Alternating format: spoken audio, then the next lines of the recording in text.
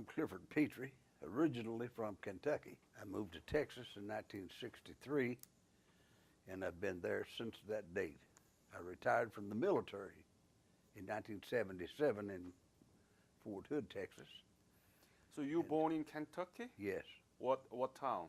Corbin, Corbin, C-O-R. B-I-N, C-O-R-B-I-N. Mhm. When did you born? 11th of January 1931. Tell me about your family when you were growing up, your parents and your siblings. My parents were obviously country folks. Okay. They were farmers. My dad was. Mm-hmm. He also spent 45 years in the coal mines. He was a coal miner as well as a farmer. I have had nine brothers and sisters. 9 brothers. Yeah. And you are? I'm number 4. Number 4. Yeah. Wow. 2 of the oldest boys have passed on. Mm-hmm. My mom and dad, of course, they've passed on. Mm-hmm. And they are scattered all over the state of Kentucky and Ohio, as well as Texas. I've adopted that as my home, and I really enjoy living there. Mm-hmm. It's a beautiful country, beautiful state.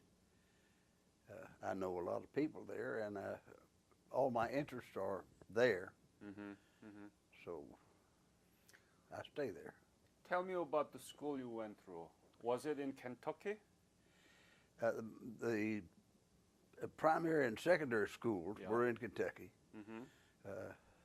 I did get a high school diploma from Kentucky. Mm-hmm. I What attended school? Name? Whitley County High School, Whitley Whitley County High School. Mm-hmm. Wow. When did you graduate? Actually, I got my diploma in 1959. 1959. Oh. But I left that school in, I guess, 1948. 48. Mm-hmm. And you joined the army? Joined the army and went to Japan in June of 1948. Wow. And What was your specialty? Where did you get the military training? Basic. at Fort Knox, Kentucky, I took my basic training there. Mm-hmm. And when I went to Japan, I joined the 1st Cavalry Division. Ah, you are the 1st Cavalry. Yeah. At Camp McGill in Japan, that's a little west of Yokohama, or Yokosuka, actually. Yokosuka, yes. And stayed there for about a year. And then when the 7th Infantry moved out of Korea Yeah. in 1949, I joined the 7th Infantry Division. Mm-hmm. I think they had been in Korea for an extended period of time. I don't know how long, but They were from 1945. something like that, yeah. So you joined the 7th. Yes. What was your specialty? Were you infantry or engineer? Infantry. Uh-huh. And just rifleman or heavy machine gun or? Rifleman. Rifleman.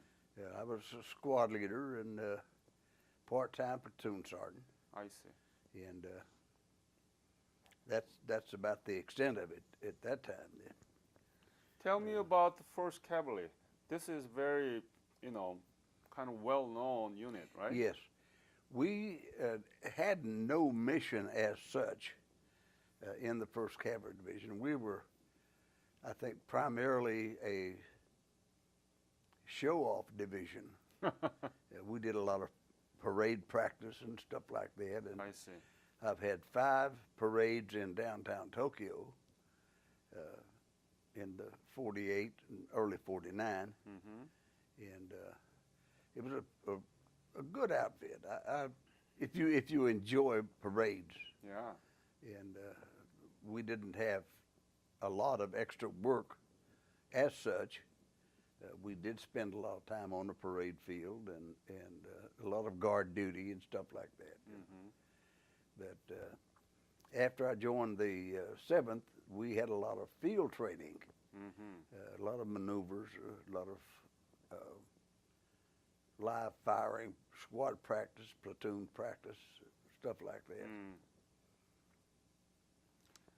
So, when did you go to Korea?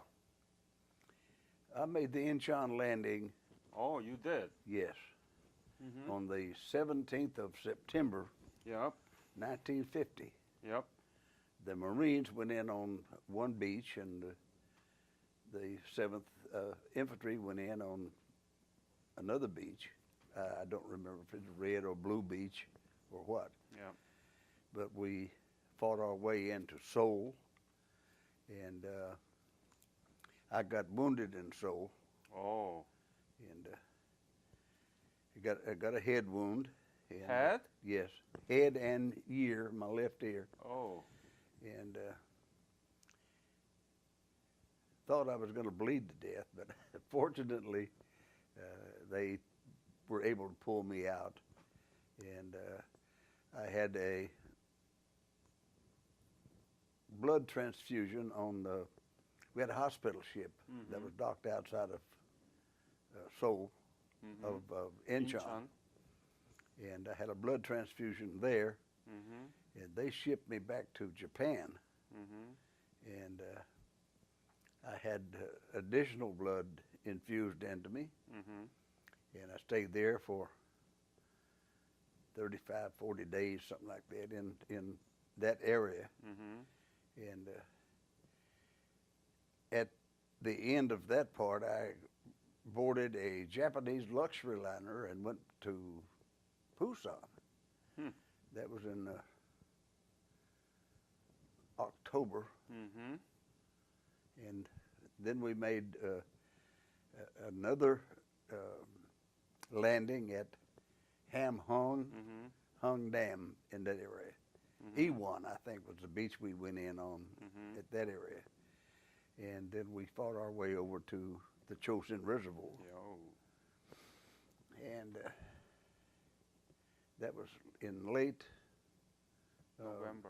November of 1950. And we were still in summer wear. I know. And the temperature was something like 46, 47 degrees below zero. Fahrenheit. And I got wounded there again. Again? Where?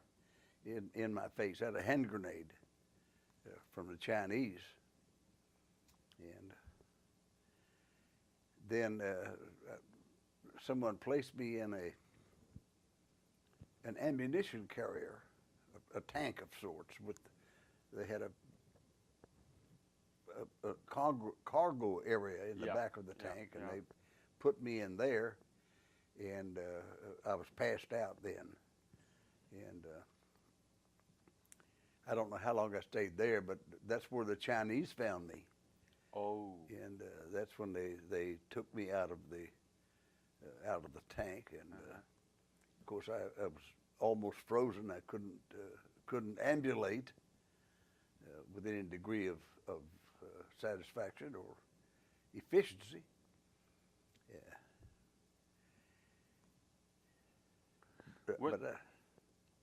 When was it? On the second day of December, 1951. No, 1950. 1950, yes. Yeah. And they kept us, we were separated, there's three of us. For what reason, I have no clue. But they, well, I suppose since we were wounded, we couldn't keep up with the march going north. Right. So we went to a Korean farmhouse and spent 4 or 5 days there. With the Chinese? With the Chinese. So they didn't kill you? No. Oh. And they kept you there? They kept us there. And for whatever reason, we got the same food that they consumed. Wow. We stayed there about 4, maybe 5 days. Then we moved at night 4, 5, or 6 miles into another community and spent 2 or 3 weeks at that area, and I never did get interrogated. No one cared or asked me. I don't know if they cared or not, but we stayed there about 2 or 3 weeks, and then we attempted to go someplace. I'm not sure where, but we walked for 2 or 3 days and came back to the same house, and I never could figure that one out. And we were kept separate from the main body of POWs until the 15th of April of 1951. Then we went back to Pyotr. That was at Camp 5 was located there, And I stayed at Pyotr until August of 53, and I don't remember the exact dates. It was 8th, 9th, 10th, somewhere in there. Did you know anything about Korea before you go to Korea? Only hearsay. I had no first-hand information at all.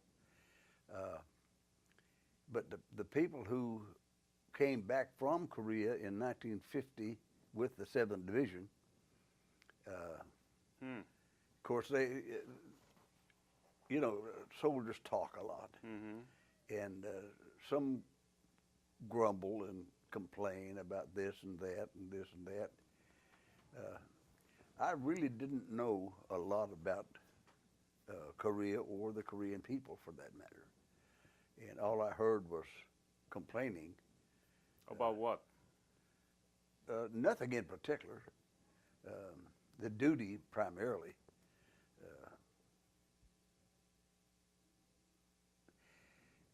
No one that I talked with, of course they were privates, PFCs and stuff like that, and really didn't have a good handle on the situation, and they,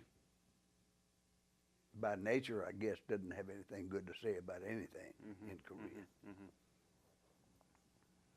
But I had been in Japan for 27 months when Korea started. And I went to, we moved from Hokkaido, not Hokkaido, Hachinohe, down to Mount Fuji in preparation for the move to Korea. Right. And I was ready to come back to the States. In fact, my first sergeant called me into his office, I don't remember, in 1950, must have been early September, and advised me that I was going home, and handed me my orders, or attempted to. Then he took them back and tore them up, and of course I was hurt by that. I wanted to go home, and then he told me that all the orders had been rescinded and that we were going to Korea. As far as duty was concerned, they decided that I was fully recovered. Okay. And but you are in a country you never knew before, and there is nothing good at the time in Korea, and you were captured. What were you thinking? I think primarily that's the opinion of all young soldiers. When they're faced with something that they have no knowledge of, have no clue what they're going to do, or why they're going to do it, and I'm sure that I had the same opinion, and why not turn me loose? Why not send me home? But such is not the case. So I took my medicine and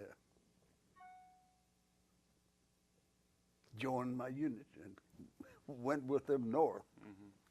So how many meals did you have on the way to Pyotr? Once a day or twice a day? it's kind of hard to say.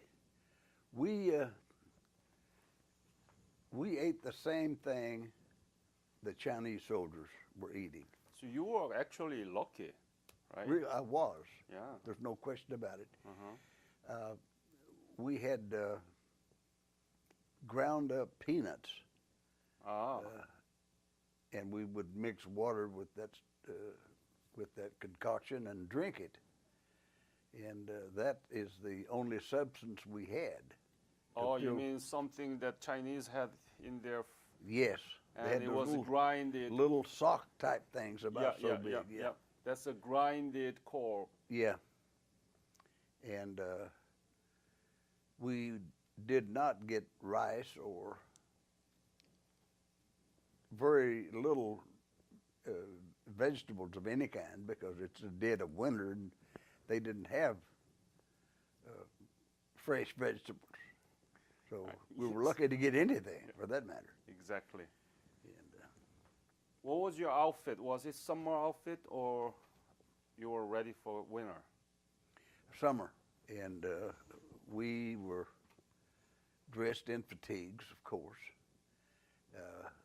with a pair of field trousers, and no long johns, no heavy underwear or anything like that, and a field jacket.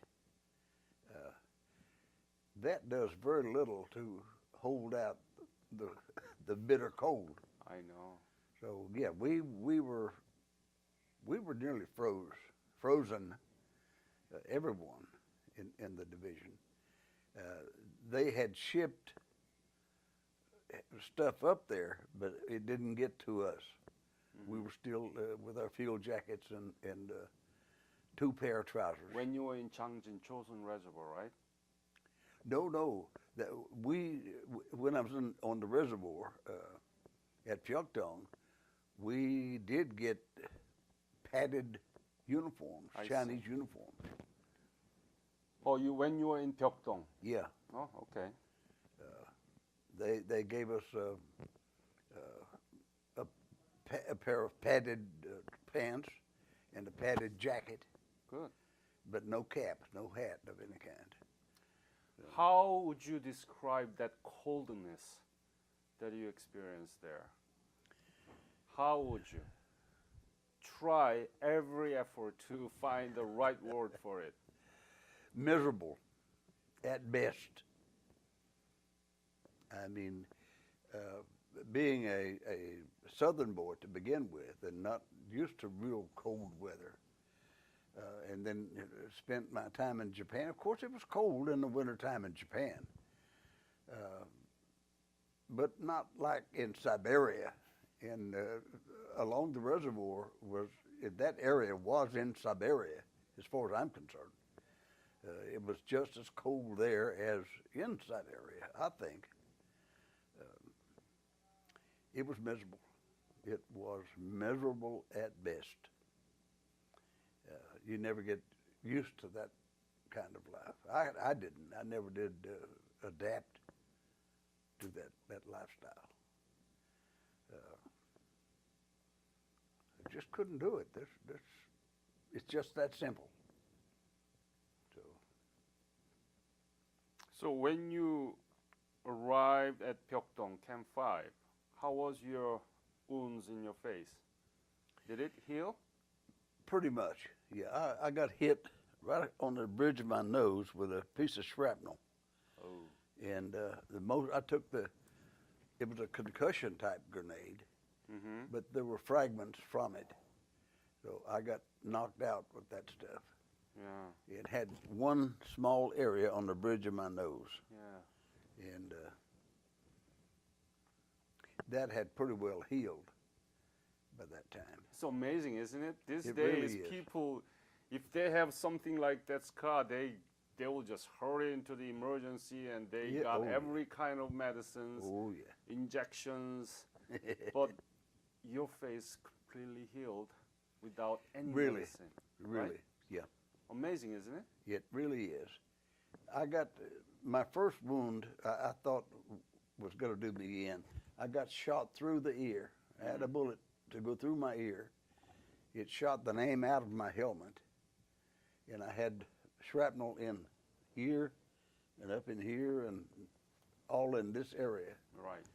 And inside the ear, I got 2 or 3 small fragments, and I got all of it out except one small piece, and that 2 years later, it worked its way out, and it was like a kitchen match head, if you know what I'm talking about. Yeah.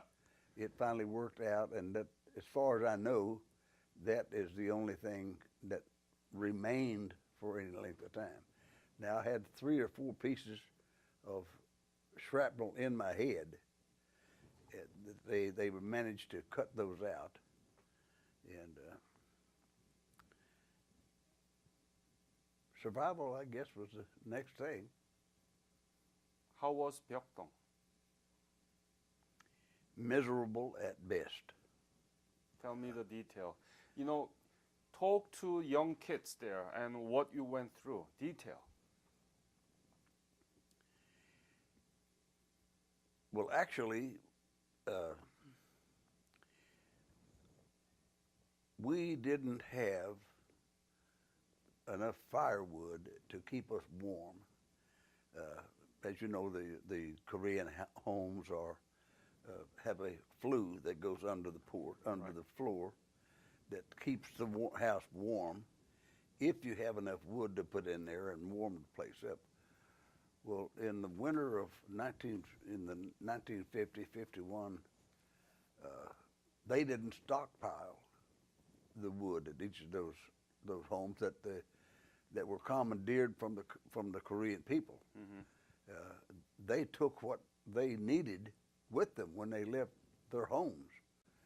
So we had no wood to heat the place up with. And we slept 10 to 12 to 15 people per room. And that's cozy, if you know what I'm saying. You get close. Yeah. And of course, lice was bad. Ah, yeah. Everyone was lousy.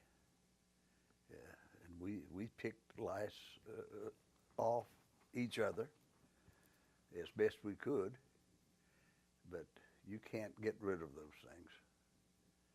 So we finally, those that were able would go into the fields or forest, if you will, and gather firewood.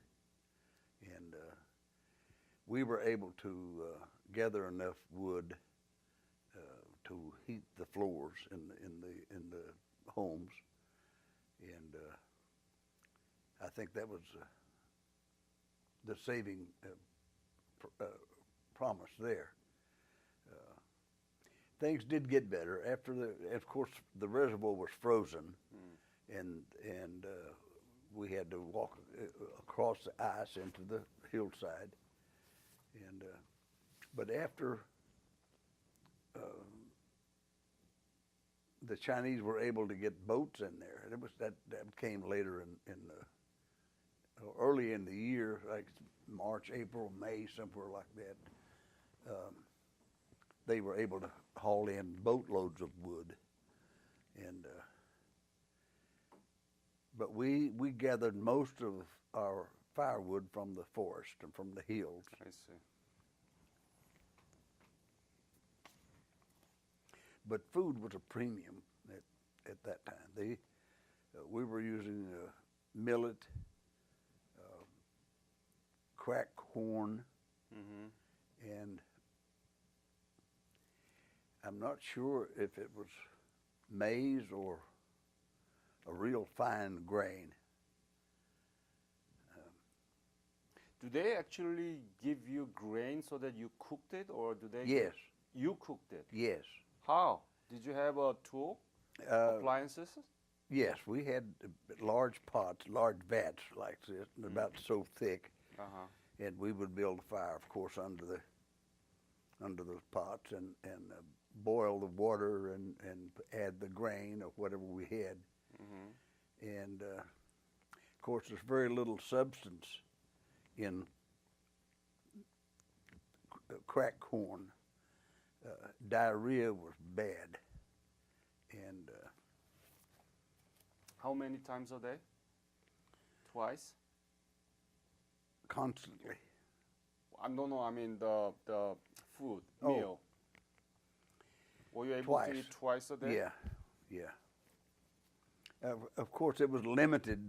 The amount was limited. They didn't have stuff, and they Right. couldn't cook it if they didn't have it. Right. And it was very strictly rationed. We would get maybe a cup or a cup and a half of cracked corn or millet or whatever we had, high gear, I think they call it. And our systems just weren't adapted to that type food, and diarrhea was rampant, Yeah. and we spent a lot of time. But then in late '51, before the winter set in, Uh-huh. we did get an increase in our rations. We got pork. Really? Yeah, Are you sure? I'm positive. The meat. Meat, yeah, They gave you meat. yeah. Oh. And of course we had to pick the hair out of it. It wasn't thoroughly cleaned, you know, I see. and wasn't appetizing at all. But if you're hungry, you'll eat. Yeah. So, but we did start getting a little pork, and I think they began to issue rice at that time. Ah. We didn't get rice for the first several months of the year, and we ate a lot of peanuts, ground up peanuts, and the rations did improve, not dramatically, but it did improve, and dysentery had slowed down. It wasn't as rampant as originally, because we were getting used to that type of food. I don't recall ever getting beef, but we did get pork, quite a lot of pork. We'd bring in whole hogs that were frozen, and they'd been cleaned outside. You know, most of the hair had been removed, and all the innards had been removed. And we just got pork as you see it there, you know. How did you cook? We had pots that we cooked it in and Boil? boiled, yeah. We did get a few potatoes. We did get some turnips, Yeah. and that was about the extent of it. Very good. Yeah. We thought it was excellent, you know, after having pure cracked corn and millet. Yeah. Some of us survived. How I really can't put a lot of emphasis on that, but fortunately I'm here. What was the most difficult thing in the camp? What really bothers you and really you craved for? Heat in the winter. Heat? Heat. Yeah. Yeah. And of course food. That was a constant thing. We just simply didn't have enough to fill our desires or needs, really.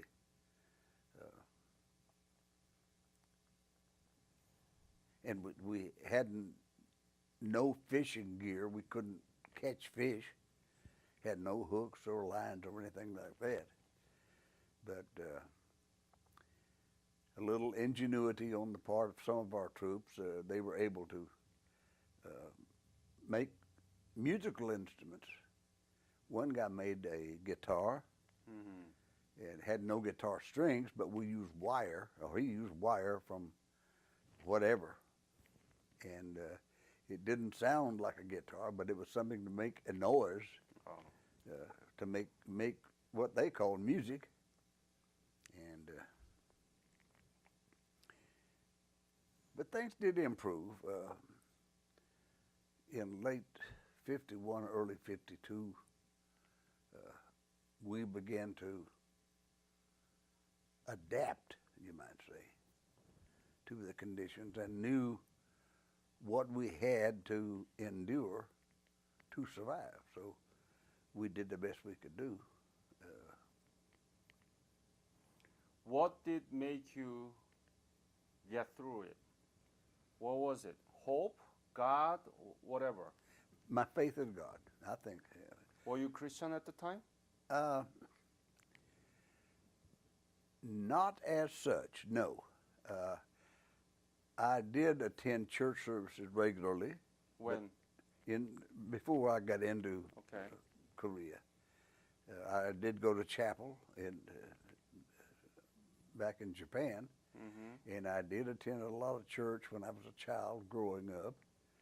So I had the basic knowledge of the Supreme Being, and it did sound good to me at that time, you know. And I had a lot of faith. I had a lot of faith in the Supreme Being. And of course we had Norman Hale, who was our chaplain here.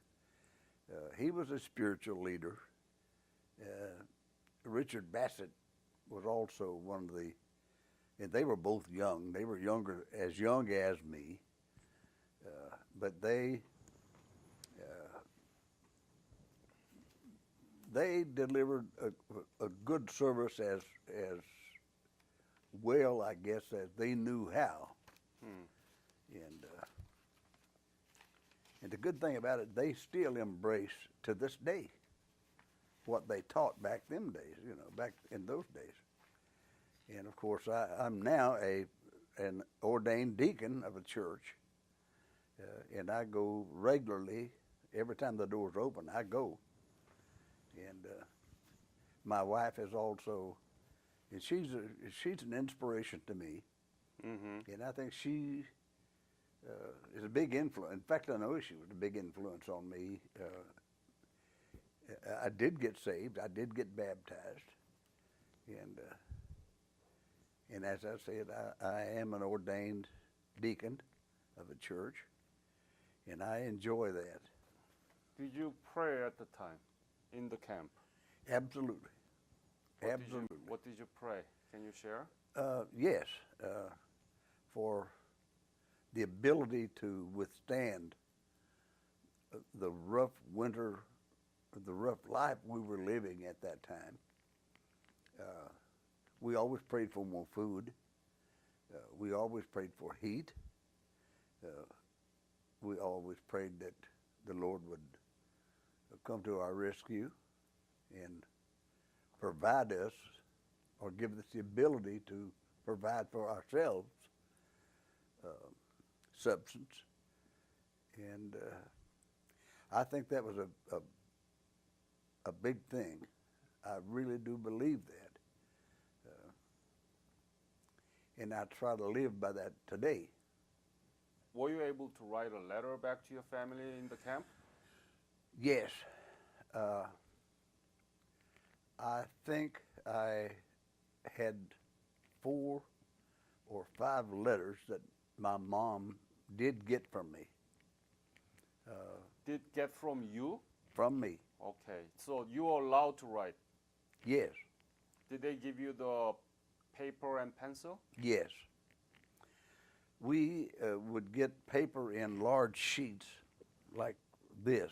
That you know. long? Yeah. Wow.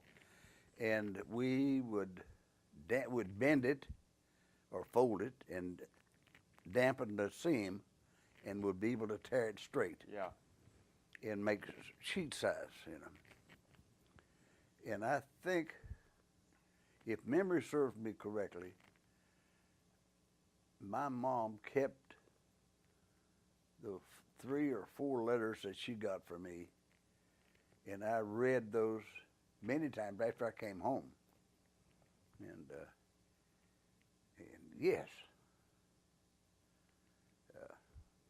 she got them.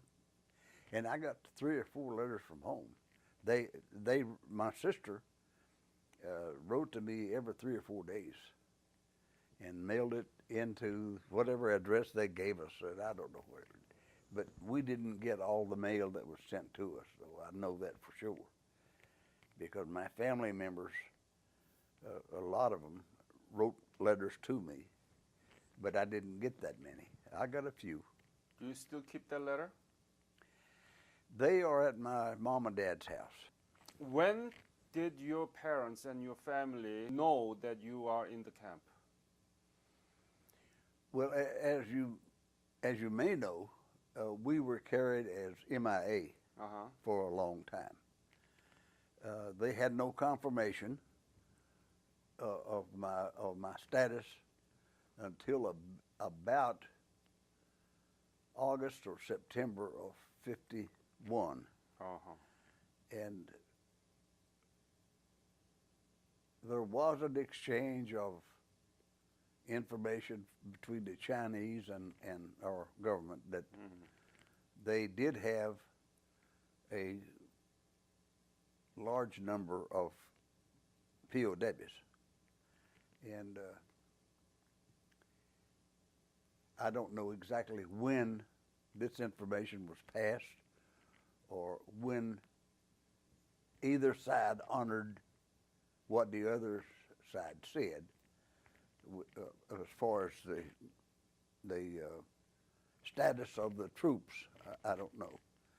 But I believe that my mom and dad got word that we were no longer MIA, but we were POW. But they didn't know where. They knew it was in North Korea or Manchuria or someplace. And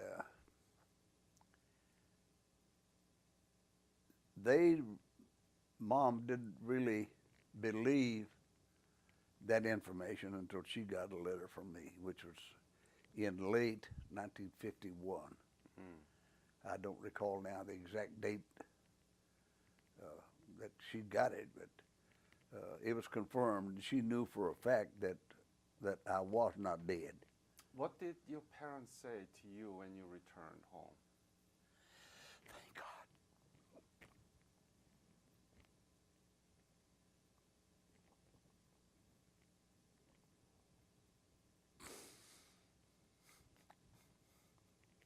Pardon me.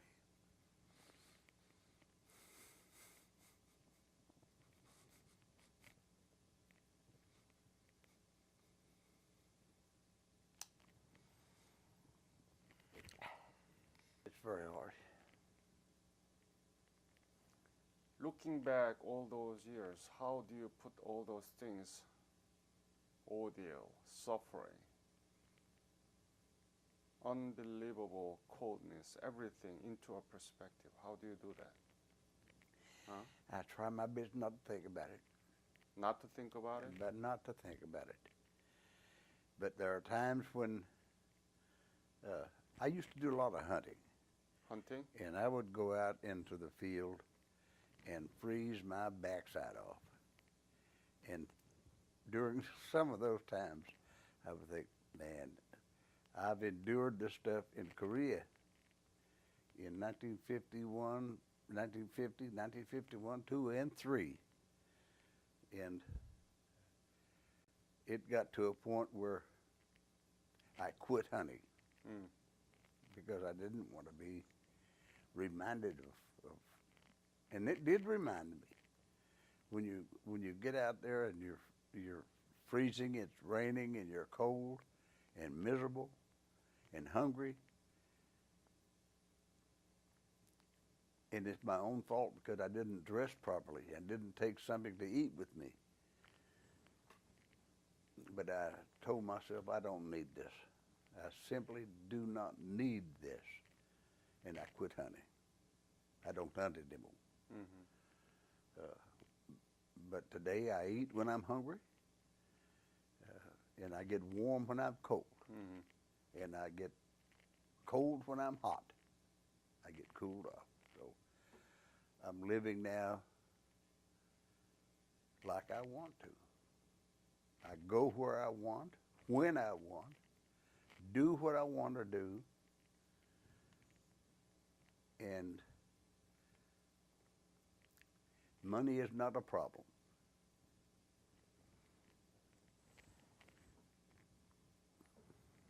And I still love the Army and would go back today if I could.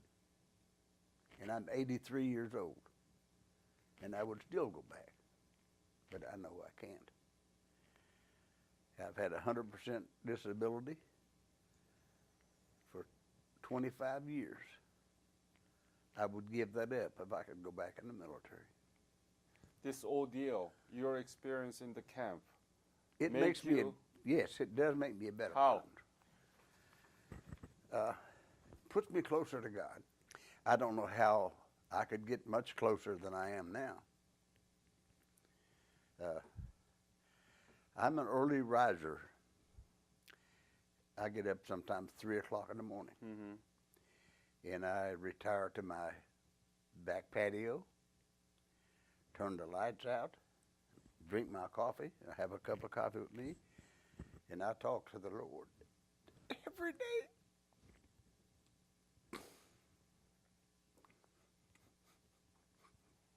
Are you still thankful? Yes. Yes. And I thank him every day. I never eat a meal without thanking, regardless of where I am, what restaurant I'm in.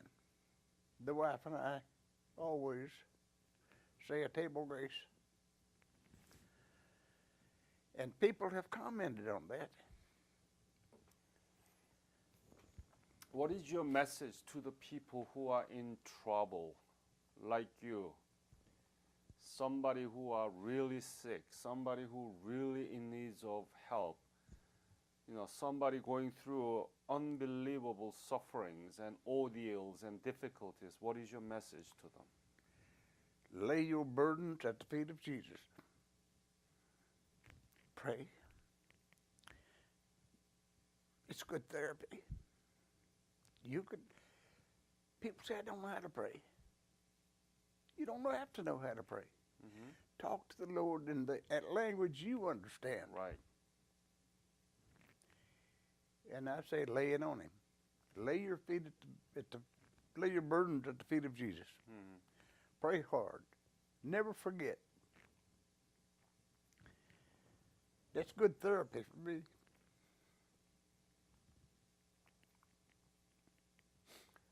Have you been back to Korea? No. I got back to Japan in 1991. And the wife said to me, would you consider going to Korea? And I said no. I would not consider going back to Korea. I've since changed my mind. I carried a chip on my shoulder for a long time against the North Koreans. And then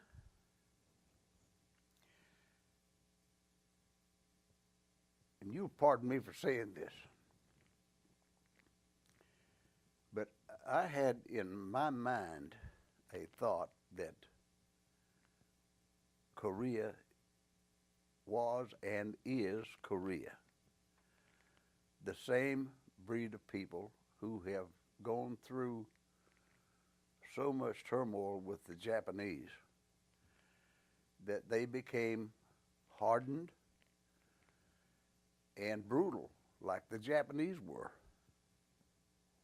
And I do know that some of the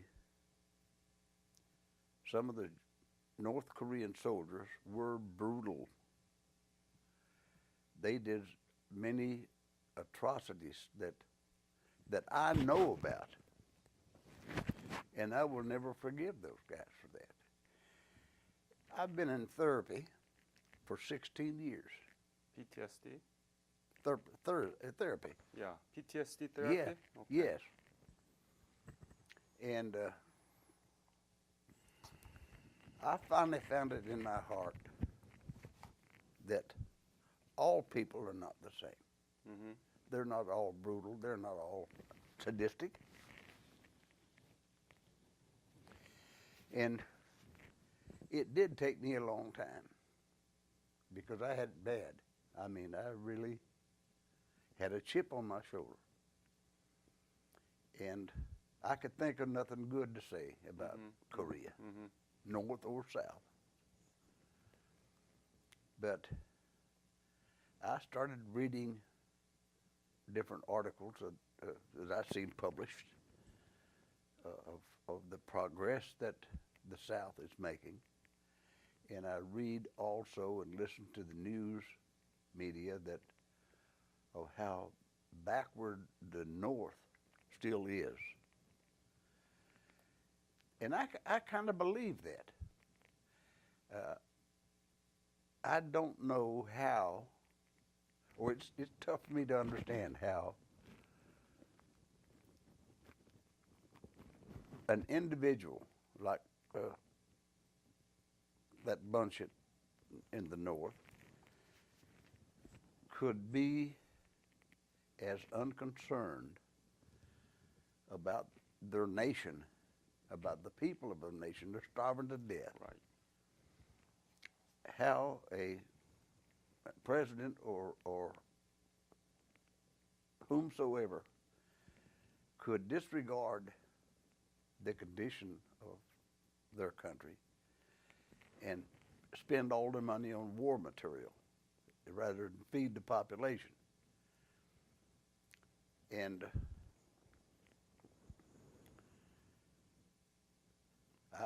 I finally came to the conclusion that some of those people in charge of the nation are only in it for what they can get. If as long as they are surviving fat and sassy, got everything they possibly could want, and they are depriving the population of the meagerest of subsistence, that it's not the people, it's the people in charge. But I still didn't want to go back to Korea. I can see from everything I read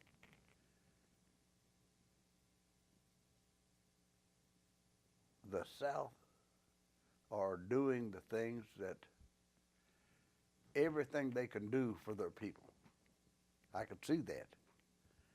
And I can believe that. They've got a road system that is second to none. They have a transportation system that's second to none. They no longer, well, I'm sure that they still have a lot of the older folks that are going to stay with what serves them best, that things that they want to do. Whereas in the North, the people are still starving. And they've got a bunch of idiots up there who want only for themselves. And that has changed my total outlook. They're all not the same. Do you forgive? I have. But there are some things that you cannot forgive. But when I see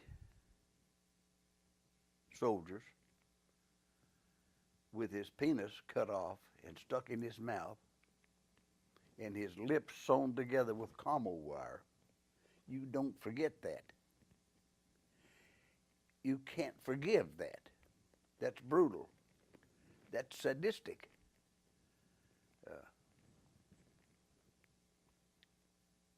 And I've seen that.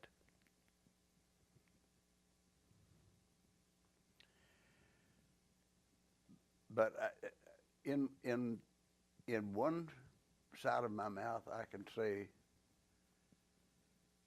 some soldiers will do anything if it will relieve him of the stress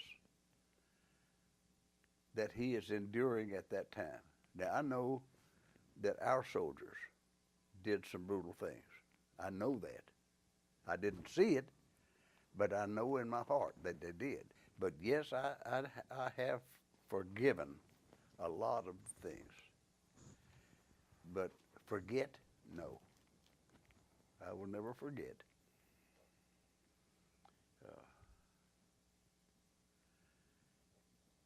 And I have forgiven the Chinese.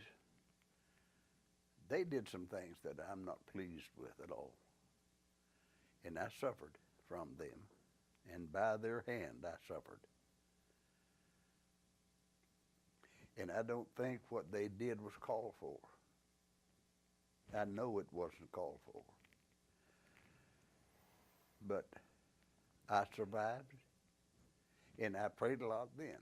I've been thinking a lot about returning to Korea. I can't compare the North with the South. There's no way I can do that. Yeah. In my wildest dream, I can't do that, because I can see, and I can read, and I can hear, and nothing good is coming out of the North. On the other hand, what I read, see, and hear about the South, I'm impressed. I really am impressed. I think my guard is just about down. And I do believe that one day I will go back to Korea. Thank you, sir. I appreciate that. Thank you.